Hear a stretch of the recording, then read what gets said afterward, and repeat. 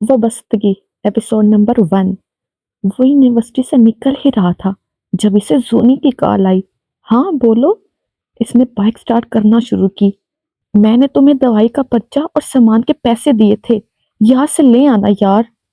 जोनी की थकी हुई सी आवाज निकली। ऑफिस टाइमिंग्स में इसे मौत आई रहती थी। हाँ हाँ यार, बस यूनिवर्सिटी से ही निकल रहा था। अम्मी के भी 2-3 काम निपटाए और आऊंगा, देर हो जाएगी। इबाद ने इसे अपना पूरा प्रोग्राम बताया। अरे भाई जल्दी आ जाना, दुल्हन बेगम को दवा दूंगी, फिर किचन सेट करना है। मैं आज हाफ डे कर लेके आ जाऊंगी, तुम बस जल्दी आने की करो। जोनाइशा ने तेजी से इसे निपटा कर काल काटी। फाइल खिसका कर इसने सर नीचे टकाया। वो 3 बजे के करीब घर में दाखिल हुई थी। आपो ने पहले इसे फिर घड़ी को देखा। खैरियत? इनकी नजरें सवालियां थीं। इसकी ऑफिस टाइमिंग 9 से 5 थी। वो एक छोटी सी फर्म में मैनेजर थी। जी बस। इसने खुद को सोफे पर गिराया। ग्रोसरी खत्म थी, इबाद लेते आएगा। वो सब काम निपटाने हैं। मासी को रात में बुलवा कर मशीन लगवा लूंगी। आप जरा देख लीजिएगा। मैं दुल्हन भाभी को दवा दे आऊंगी फिर। इसने अपनी नरम उंगलियों से अपना सर दबाते हुए नगमा आपो को सारे प्रोग्राम से मुतालिया किया। एक थकन से इस पर हम वक्त तारी रहती थी। वो जानती थी सब। ठीक है, ये कर लेना। कल सुबह सही से घर भी साफ करवा दूंगी। बहुत ढीली है, पूरे हफ्ता मैला कर जाती है सब। इन्होंने मासी की हरकतें भी इसके गोश गुजार कर दी। दादा को इसके सर पर छोड़ दिया करें आप। वो शरारत से मुस्कुराते हुए बोली। चल हट। वो इसका मजाक समझते हुए हंस के बोली। वो भी था देर मुस्कुराती रही। और इस भूत को एक काल आप भी कर दे कि जल्दी घर आए। इसने इबाद की तरफ इशारा किया। हाँ करती हूँ, इस लड़के की मेरे अलावा भी 10 माएँ हैं जो इसे कामों पर लगाए रखती हैं। वो इनके मासूम से अंदाज पर कहका लगा के हंसी। किचन अपनी मायत में साफ करवाकर इसने सामान सेट किया। धुलने के सारे कपड़े और मासी को आपो के हवाले करके वो पड़ोसन की जानब चली। दुल्हन बेगम अपने मखसूस आराम कुर्सी पर बैठी। अब ये गुम में गुम थी। वो आहिस्ते से चलती हुई दाएं टेबल पर रखकर इनके घुटनों पर हाथ रख के बैठ गई। इन्होंने मुस्कुराते हुए किताब एक तरफ की और इसके हाथ पे अपना हाथ रखा। बड़ी ही मोहब्बत से, शफकत से। कब आई तुम? वो नरमी से पूछ रही थी। 20 साल हो गए अब तो। इसने थके हुए अंदाज में जवाब दिया और नम आंखों से इनको सर उठा कर देखा। इनके लम्स से किसी का लम्स इसके रगो पे में उतर जाता था। इनकी खुशबू से किसी की खुशबू तक ले जाती थी। वो हमेशा इन्हें छू के सुकून अपने अंदर उतारती थी। इनके आगे रोते हुए इसे कभी भी शर्मिंदगी नहीं हुई थी। वो बचपन से आज तक इसका रोना हंसना देखती आ रही थी, मगर अब इसके आंसू इन्हें भी उदास कर देते थे। इन्होंने अपना शफकत भरा हाथ इसके सर पर फेरा कि आंसू बगावत करके पलकों की कैद से निकले। जूनी मेरी जान, वो प्यार से बोली। जी दुल्हन बेगम। इसने थके हुए अंदाज में आंसू साफ किए।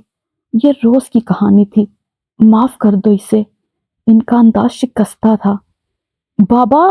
वो पूरी कुवत से चीखी थी। इसकी आवाज बंद कमरे को चीरती हुई घर के दरो दीवार से टकराई थी। सादक हुसैन ने आफाक साहब को बेटे के जनाजे के पास से सहारा देकर उठाने की कोशिश की। नगमा के बैन दुल्हन बेगम का दिल चीर गए थे। इन्होंने चीख की आवाज सुनकर ऊपर वाले कमरे की जानब भीगी आंखों से देखा। खुदा करे तुम कभी वापस ना आओ मीर।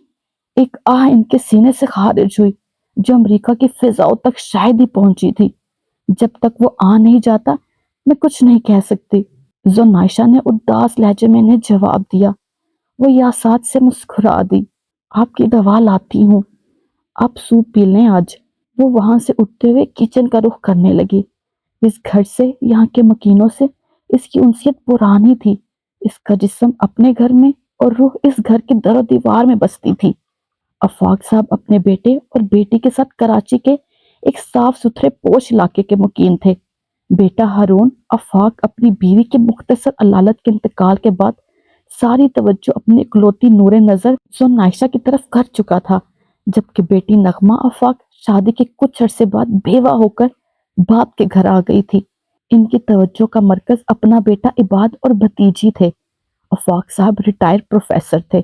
جبکہ ہارون اپنے پڑوسی اور بہترین دوست صادق حسین اور ان کے سالے میر آغا کے ساتھ مل کر بزنس چلا رہے تھے۔ صادق کی شادی کے وقت زنائشہ گود میں تھی۔ 2 سال کی وہ پری سب کے دل کا قرار تھی۔ ہارون بیٹی کو دیکھ دیکھ کے جیتا تھا۔ نغمہ بھتیجی پر نثار رہتی تھی، اور جس دن سارا دلہن بھابھی کو پتا چلا کہ وہ اولاد جیسی نعمت سے سرفراز نہیں ہو سکتی، انہوں نے زونی پر اپنی تمام ممتا نچھاور کر دی۔ عباد کو اپنی اس کزن سے سخت چڑ تھی، جس نے بچپن سے لے کر آج تک سب کی محبتوں کا خراج اکیلے وصول کیا۔ وہ میٹنگ کے لیے نکل رہا تھا جب وہ سامنے سے اپنی سائیکل پر سوار اس کی کار کے آگے آئی۔ نائٹ بلو جینز پر زرد چھوٹی سی شرٹ پہنے، بالوں کو آزاد چھوڑے، وہ 9 سالہ بچی اس کے آگے سائیکل سے اتر کر تن کے کھڑی تھی۔ سفید و گلابی رنگت ملائم سی گڑیا۔ میر نے نازک سی کمر پر اس کا ہاتھ ٹکا دیکھ کر بمشکل اپنی مسکراہٹ دبائی۔ کیا ہوا بھائی؟ وہ معصومیت سے گویا ہوا۔ جاری۔ رک جائے۔ آپ نے اس ویڈیو کو لائک کیا؟ نہیں کیا نا؟ تو پلیز لائک کر دے، اور چینل کو سبسکرائب کیا؟ وہ بھی نہیں کیا ہوگا یقیناً، تو وہ بھی کر دے پلیز۔ اور اینڈ پہ کمنٹ کیا آپ نے؟ نظر آ رہا ہے آپ نے کمنٹ نہیں کیا، تو وہ بھی کریں تاکہ پتہ چلے یہ ویڈیو کہاں سے دیکھی جا رہی ہے۔ ٹیک کیئر، اوکے، اللہ حافظ، take care, tata, bye bye.